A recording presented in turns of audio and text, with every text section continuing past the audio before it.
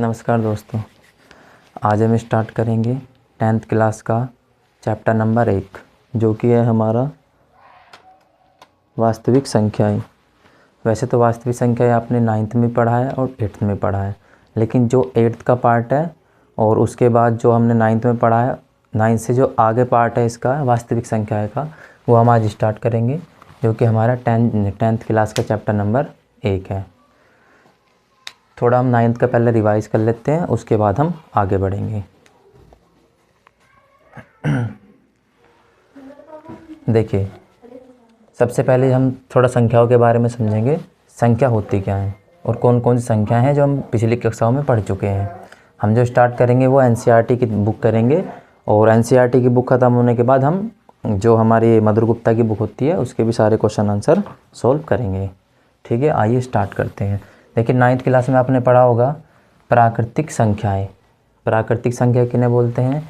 जो संख्याएं हमारी 1, 2, 3, 4, 5 और इनफाइनाइट तक, इसी प्रकार इनफाइनाइट तक चलती हैं, तो ऐसी संख्याओं को हम बोलते हैं प्राकृतिक संख्याएं। ठीक है, इसी तरह संख्याएं चलती रहती हैं। ठीक है, उसके बाद आती है पूर्णांक संख्याएं। पूर्णांक संख्याएं में 0 से स्टार्ट होती हैं, क्योंकि ये संख्याएं पूर्ण संख्याएं होती हैं, इनको बोलते हैं पूर्ण संख्याएं। देखो, जो हमारी प्राकृतिक संख्याएं होती हैं, इनमें हमारा 0 नहीं होता, और 0 नहीं होता तो इसलिए प्राकृतिक संख्याएं हैं। और जिन संख्याओं में 0 इंक्लूड होता है उसे बोलते हैं हम पूर्ण संख्याएं, क्योंकि इस संख्याओं में 0 आती है, संख्या कैसी हो गई? पूर्ण। याद रखने का तरीका भी सिंपल है कि जिन संख्याओं में 0 समेत प्राकृतिक संख्याएं होती हैं, जिन संख्याओं में 0 सहित प्राकृतिक संख्याएं होती हैं, उन संख्याओं को हम क्या बोलते हैं? पूर्ण संख्याएं बोलते हैं। इसलिए पूर्ण संख्याएं बोलते हैं। परिमेय संख्या, उसके बाद हम देखेंगे पूर्णांक संख्याएं। पूर्णांक संख्याएं हमारी माइनस के इनफाइनाइट से, और ये माइनस के इनफाइनाइट से चलती है, -2, -1, 0, +1, +2, इसी तरह ये हमारी चलती हैं प्लस के इनफाइनाइट तक। ये संख्याएं जो है हमारी, देखने में तो थोड़ा ऐसा लग रहा है कि जैसे कि उल्टी चल रही है कि -3, -2, -1, 0, 1, 2, 3। बेसिकली ये चल सीधी रही हैं। इनमें हर अगला नंबर अपने पिछले नंबर से बड़ा होता है। जैसे कि ये वाला नंबर हमारा 1 है, 1 से जो अगला नंबर 2 है, ये अपने पिछले नंबर से तो बड़ा ही है। इसी तरह यहाँ पर -1, -2, जो -1 है वो -2 से जो है बड़ा है। ठीक है, ये संख्याएं बेसिकली चलती सीधी हैं। उसके बाद हम संख्या देखेंगे परिमेय संख्या। देखो, जो संख्या हम P/Q के रूप में लिख सकते हैं, P/Q के रूप में, और Q नॉट इक्वल टू होता है 0। जो संख्या ये कंडीशन सेटिस्फाई करती है उसी संख्या को हम बोलते हैं परिमेय संख्या, जिसमें P जो हमारा होता है पूर्णांक, P भी हमारा होता है पूर्णांक, और Q भी हमारा होता है पूर्णांक। बस कंडीशन ये है, 0 भी क्या है? पूर्णांक है, लेकिन नीचे 0 हम नहीं ले सकते। जैसे हमारे पास इतने सारे पूर्णांक हैं, इतने सारे, ये सब पूर्णांक है, ये सारे के सारे पूर्णांक है, -2, -1, -3, इसी तरह 0, +1, +2, 3, 4, इस तरह सारे हमारे पास पूर्णांक हैं जो कि इनफाइनाइट से आ रहे हैं, माइनस के और प्लस के इनफाइनाइट तरफ को जा रहे हैं। अब देखो, अगर इन सब के नीचे मैं 1 लगा दूं, भाई किसी भी संख्या के नीचे तो 1 लगा ही सकते हैं हम, किसी भी संख्या के नीचे 1 लगा सकते हैं। अब देखो, ये ऊपर वाला नंबर क्या है हमारा? P, और नीचे वाला नंबर हमारा क्या बन गया? Q। जबकि ये भी देखो पूर्णांक है और ये भी पूर्णांक है। जब दोनों संख्या पूर्णांक है और P/Q के रूप में हमने लिख दी भी है, तो इसको हम बोलते हैं क्या? परिमेय संख्या।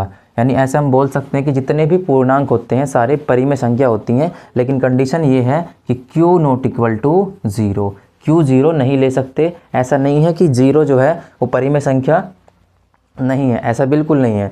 बस ऐसा होता है कि अगर हम 2/0 लें, ठीक है, तो ये हमारा रिजल्ट दे देगा इनफाइनाइट। इसी कंडीशन को देखते हुए, इसी को हम बोलते हैं अनंत। इस कंडीशन को देखते हुए हम कहते हैं कि Q हमारा ये होना चाहिए नॉट इक्वल टू 0। लेकिन अगर हम 0/1 लिखे, 0/2 लिखे, 0/4 लिखे, इन सब का मान क्या है, 0 ही तो है। तो बताओ 0 को लिख तो दिया हमने P अपॉन Q के रूप में, जैसे 0/9। देखो ये हमारा क्या हो जाएगा P, ये क्या हो जाएगा Q, ये हमारा हो जाएगा P और ये हमारा क्या हो जाएगा, तो ये हमारा हो जाएगा Q। अब क्वेश्चन कहा कि P और Q दोनों क्या होनी चाहिए, पूर्णांक। देखो 0 क्या है, पूर्णांक में ही आता है 0, और 9 भी क्या आता है, पूर्णांक में ही आता है कहीं, तो दोनों पूर्णांक हो गए। और कंडीशन क्या है कि Q नॉट इक्वल टू 0। बताओ Q बराबर 0 कहाँ है, Q बराबर तो यहाँ पर 9 है। और इसका अगर हम मान देखेंगे तो इसका मान कितना आएगा, टोटल सोल्व करेंगे तो 0। तो 0 को भी हम पूर्ण जो परिमेय, 0 को भी हम कह सकते हैं कि परिमेय संख्या, कह सकते नहीं है, 0 है क्या है, परिमेय संख्या ही है, 0 परिमेय संख्या है। जितने भी पूर्णांक होते हैं सारे परिमेय संख्या होते हैं। अब हम समझते हैं अपरिमेय संख्या के बारे में। देखो जो संख्या P अपॉन Q के रूप में नहीं लिखी जा सकती उस संख्या को हम बोलते हैं अपरिमेय संख्या। अब कहेंगे, अब कंडीशन ये आएगी कि इस संख्या को हम P अपॉन Q के रूप में क्यों नहीं लिख सकते। देखो इस संख्या के अंदर ऐसी संख्याएं आएंगी जैसे कि 1.00, 1, 002, 0003, मतलब जो कभी भी ख़त्म नहीं होती, जिनका जो डिवाइड है वो चलता रहता है अनंत काल तक, जिसका डिवाइड इनफाइनाइट तक चलता रहता है, उस संख्या को हम बोलते हैं अपरिमेय संख्या। ठीक है। और हाँ, जो हमारी ये परिमेय संख्या थी ना, ये वाली, इस संख्या के अंदर 1/2 भी आ जाएगा परिमेय में ही, क्योंकि ये अनंत काल तक नहीं चल रहा।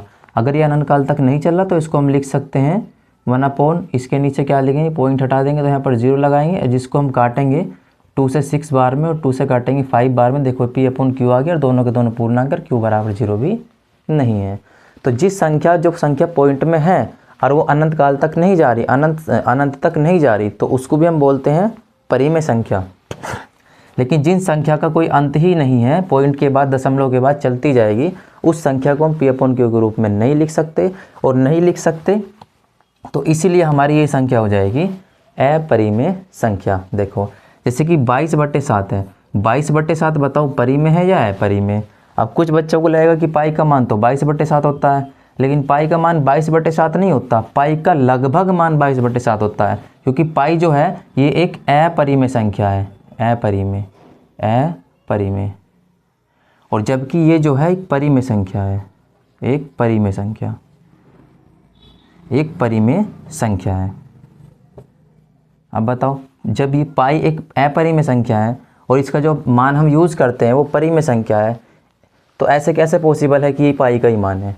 ये पाई का मान नहीं है, ये पाई का लगभग मान है, क्योंकि 22/7 को हमने P अपॉन Q के रूप में लिख दिया। देखो ये हमारा P है और ये हमारा क्या हो जाएगा Q, और कंडीशन भी लग रही है, ये भी पूर्णांक है, ये भी पूर्णांक है, और Q हमारा नॉट इक्वल टू, यहाँ 0 भी है, Q हमारा यहाँ 0 भी नहीं है। तो इसीलिए ये तो परिमेय संख्या है, लेकिन ये अपरिमेय संख्या है।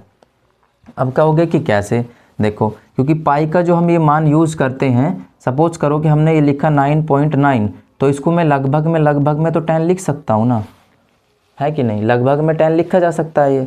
इसी तरह जब पाई को हमने डिवाइड करा है, तो पाई के डिवाइडेशन में ये पाई का लगभग मान लेते हैं 22/7। ये पाई का एक्यूरेट मान नहीं है। जिस तरह ये जो है 9.9 का लगभग मान कितना आ गया, 10 हो गया। इसी तरह ये जो पाई है, ये तो ये वाला मान हो गया, लेकिन जो हमारा ये वाला जो 22/7 है वो इसका लगभग मान हो गया, जिस तरह 9.9 का लगभग मान 10 होता है।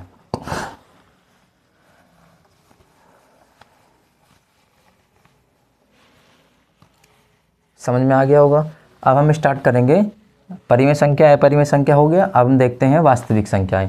देखिए वास्तविक संख्याएं वैसे तो अपने 10th में भी पढ़ा, 10th में ही वास्तविक संख्या तो 10th में अब शुरू करेंगे, लेकिन ये जो वास्तविक संख्या है यानी संख्या वाला जो चैप्टर है, ये 8th में भी आपने पढ़ा है, और इसका अगला पार्ट जो आपने पढ़ा है वो 9th में पढ़ा है, और इससे अगला पार्ट हम स्टार्ट करेंगे 10th में, जो कि हमारी क्या है, वास्तविक संख्या है। थोड़ा वास्तविक संख्या के बारे में समझते हैं।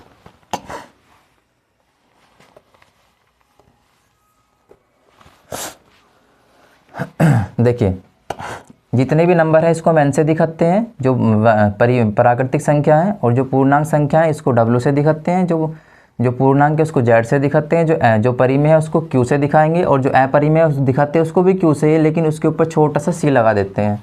और ये तुम्हारा जो वास्तविक संख्या है इसको हम r से डिनोट करते हैं मैथ के अंदर।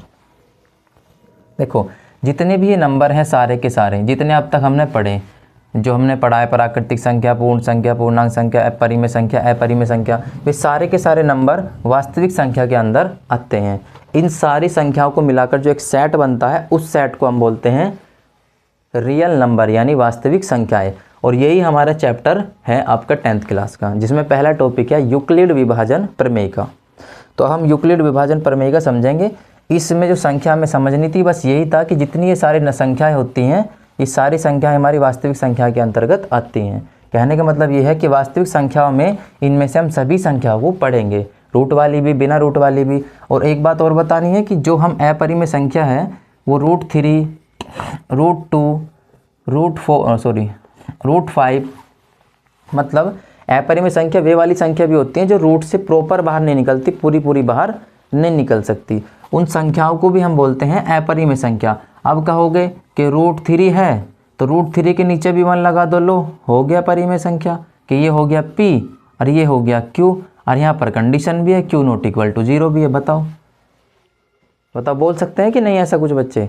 बिल्कुल बोल देंगे। लेकिन फिर हम कहेंगे कि ये जो आपने बताया ना, ये P और Q तो हो गया, लेकिन जो हमारा पूर्णांक संख्या है, जो परिमेय संख्या है, उसकी कंडीशन ये है कि जहाँ पर P भी क्या होना चाहिए? पूर्णांक। क्या होना चाहिए? पूर्णांक। और Q भी क्या होना चाहिए? पूर्णांक। अगर आप देखोगे 1 तो पूर्णांक है, लेकिन क्या √3 पूर्णांक है? पूर्णांक में कोई भी रूट वाली संख्या आती नहीं। आप चेक कर लो, माइनस के इनफाइनाइट से प्लस के इनफाइनाइट तक जाएगा, 0 इंक्लूड होगा इसमें। और जितने भी आपके प्राकृतिक संख्याएं वे सारी इधर आएंगी, जितने आपके पूर्ण संख्याएं वे सारी इधर आएंगी, 0 इधर आ जाएगा। मतलब इसमें रूट वाली संख्या तो आती नहीं है।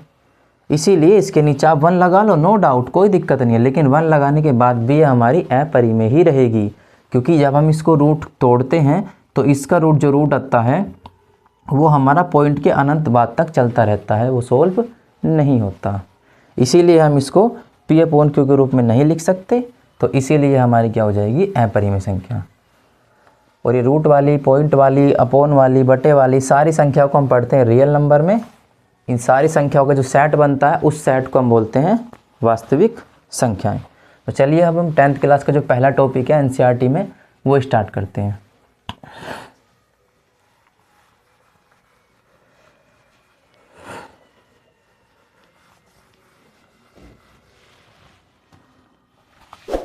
देखिए पहला टॉपिक है आपका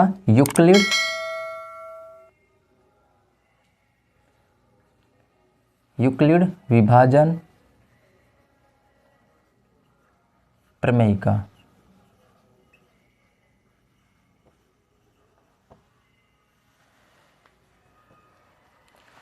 पहला टॉपिक है हमारा यूक्लिड विभाजन प्रमेय का। इसको समझते हैं। देखिए विभाजन का मतलब तो आप सबको पता होगा, बांटना। क्या होता है? बांटना।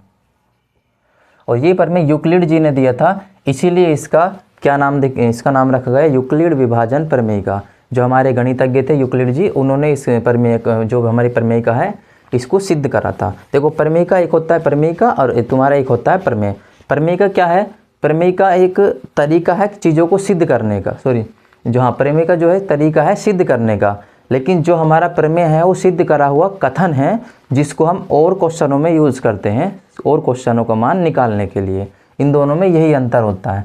तो कुछ बच्चे सोचते हैं कि प्रमेय और प्रमेय का एक ही है, नहीं, दोनों अलग अलग हैं। एक तरीके का जो होता है तरीका होता है सिद्ध करने का, लेकिन जो प्रमेय होता है वो सिद्ध करा हुआ होता है ऑलरेडी, और उससे हम और क्वेश्चन सिद्ध करते हैं, यानी उनका हम मान निकालते हैं।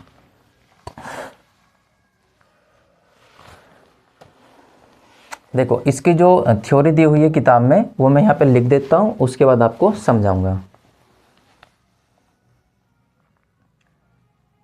यदि दो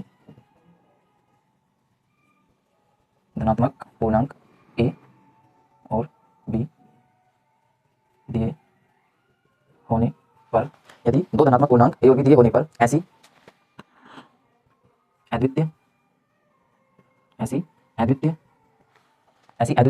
पूर्ण संख्या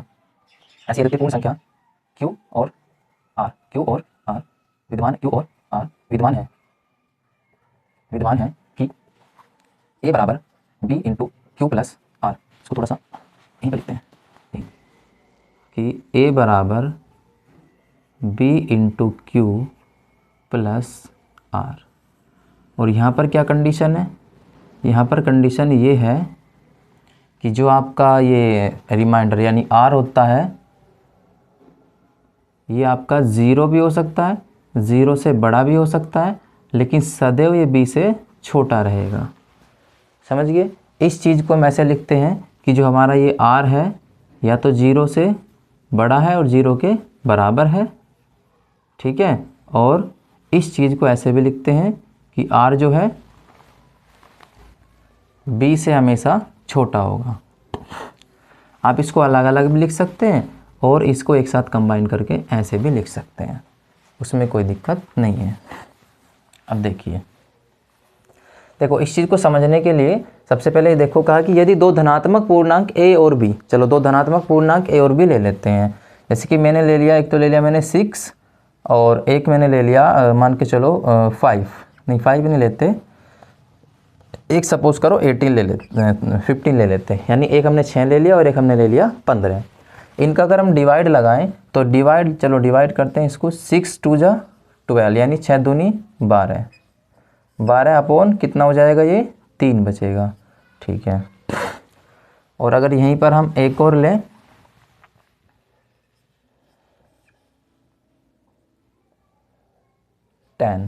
ये कितनी बार में चला जाएगा, 3 बार में 9 आ जाएगा, माइनस करेंगे तो यहाँ पर 1 बच जाएगा, ठीक है। चलो एक और ले लेते हैं 6 और यहाँ पर ले लेते हैं कितना, तो हो जाएगा 6 6 36, ठीक है। और यहाँ पर बच जाएगा, एक और ले लेते हैं एक क्या लें, ठीक है, एक और ले लेते हैं ये वाला कि ये 7 और यहाँ पर ले लेते हैं 6। देखो यहाँ पर भी दो पूर्णांक लिए a और b, a और b, a और b, a और b। इसको सोल्व करेंगे तो कितनी बार में चलेगा ये आपका चलेगा 0 बार में, क्योंकि 7 के टेबल में 6 तो आएगा नहीं, 7 1 जा 7 ही आ जाएगा, तो 7 0 जा 0 चल जाएगा, जो कि 6 से क्या है, छोटा है। तो इसको हम सोल्व करेंगे, कितना आ जाएगा यहाँ 0, और यहाँ पर क्या आ जाएगा आपका रिमाइंडर 6। देखो इसको तो मैंने आपको अभी बताया कि ये हमारा क्या है, तो ये हमारा क्या है, a है, ठीक है। और ये क्या है हमारा, सॉरी a बराबर, ठीक है। देखो ये क्या है हमारा a है और ये क्या है हमारा, तो b है। इसको हम कहते हैं a, इसको कहते हैं b, और इसको हम कहेंगे q, और इसको हम कहेंगे r, ठीक है। सब में इसको हम क्या कहेंगे b, इसको क्या कहेंगे b, इसको क्या कहेंगे a, b a, इसी तरह सबको कहेंगे, ठीक है। देखो वैसे इसको ऐसे मत समझो, इसको रब करो अभी, ठीक है। ऐसे देखो, हिंदी में देख लो, इसको हम बोलते हैं शेषफल, इसको हम बोलते हैं भागफल, और इसको हम बोलते हैं क्या, तो भाज्य, और इसको हम बोलते हैं भाजक। क्या बोलेंगे, भाजक, इसको हम बोलेंगे भाजक। अब एक बात बताओ, क्या मैं इसको ऐसे लिख सकता हूँ कि 15 = 6 × 2 + 3, और देखना क्या इसको भी लिख सकता हूँ 10 = 3 × 3 + 1, इसको भी लिख सकता हूँ 36 = 6 × 6 + 0, और इसको भी लिख सकता हूँ क्या, 6 = 7 × 0 + 6। बताओ लिख सकते हैं इसको ऐसे, बिल्कुल। अब देखो इसको हम बोलते हैं क्या, भाज्य, क्या बोलते हैं इसको, ये अंदर वाला क्या है, भाज्य, तो इसको हम बोलेंगे भाज्य, ठीक है। ये 6 हमारा क्या था, हमारा था ये भाजक, इसको बोलेंगे भाजक, इसको बोलेंगे भाजक। अच्छा ये 2 क्या था हमारा, 2 था हमारा भागफल, मल्टीप्लाई में भागफल, और ये हमारा क्या है r, कैसे है, प्लस में, इसको लिखेंगे क्या, शेषफल, अब देखो ये दो हमने पूर्णांक लिए थे a और b। अब देखो जो हमारा ये था ये हमारा a था, इसको क्या बोलेंगे a, और ये हमारा क्या था तो ये हमारा था b मल्टीप्लाई। उसके बाद क्या आया कि ये हमारी देखो ये वाला लिया और ये वाला लिया, इसमें ये लिया और ये लिया, इसमें ये लिया और ये लिया, सब में ये और ये लिया। लेकिन उसके बाद भी हमारे पास दो अद्वितीय संख्याएं आई हैं जो कि कैसी हैं, पूर्ण संख्याओं में से है। देखो एक तो हमारे पास ये आया और एक हमारे पास ये आया, इसमें भी ये आया और ये आया, ये आया और ये आया, और इसमें भी ये आया और ये आया। अगर आप देखोगे तो ये पूर्ण संख्याएं आई हैं। क्यों? क्योंकि यहाँ पर हमारा एक जीरो भी आया है, क्योंकि अगर ये प्राकृतिक संख्याएं होती तो इसमें ज़ीरो नहीं आता। इसीलिए हमने देखा यहाँ पर एग्जाम्पल लिया एक इस तरीके का कि आपको ये ज़ीरो भी दिखाई दे कि ये जो संख्याएं आई हैं पूर्ण संख्याएं आई हैं। देखो इसको हम क्या बोलते हैं Q, जो हमारा भागफल है इसको क्या बोलते हैं Q, और ये जो शेषफल है इसे बोल देंगे R। और इसी को पूरा मिलाकर बोलते हैं यूक्लिड विभाजन प्रमेय का। और यूक्लिड विभाजन प्रमेय का कुछ भी नहीं है, बस ये एक तरीका है क्वेश्चनों को करने का। इसी जो संख्या है इसमें बोलेंगे क्या, यूक्लिड विभाजन प्रमेय का। लेकिन इसमें एक कंडीशन है, अगर आप ध्यान से देखोगे तो हमारा R जो है वो हमेशा किससे छोटा है, R जो है किससे छोटा है हमेशा, बताओ B से। R हमेशा किससे छोटा है, B से। यहाँ पर भी देखो, यहाँ पर B कितना है 6, यहाँ पर R कितना है 3, यहाँ पर भी R छोटा है B से, यहाँ पर भी R छोटा है B से, यहाँ पर भी R छोटा है, सॉरी हाँ ठीक है छोटा है B से, और यहाँ पर भी क्या है, ठीक है यहाँ पर भी R छोटा है B से। अगर आप देखोगे जो हमारा R है वो एक जगह जीरो भी हुआ है और बाकी जगह क्या है B से छोटा है। तो हम इस चीज़ को ऐसे लिख सकते हैं कि R जो है, ऐसे देखो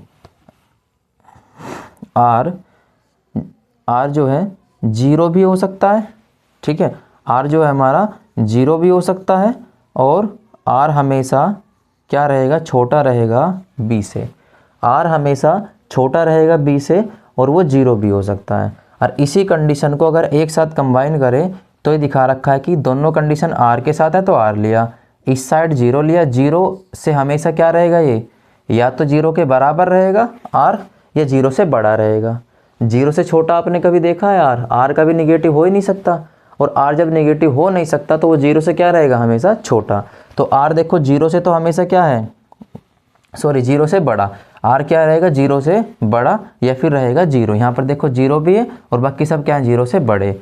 और देखो यहाँ पर B से क्या है, ये R जो है B से हमेशा क्या रहेगा, छोटा रहेगा। ये कंडीशन को आप ऐसे भी लिख सकते हो और ऐसे भी लिख सकते हो, एक ही बात है, ठीक है। तो ये है आपकी यूक्लिड विभाजन प्रमेय का। इससे आगे का जो इस पे बेस्ड क्वेश्चन है वो हम नेक्स्ट क्लास में करेंगे। फिलहाल के लिए इतना ही। जय हिंद।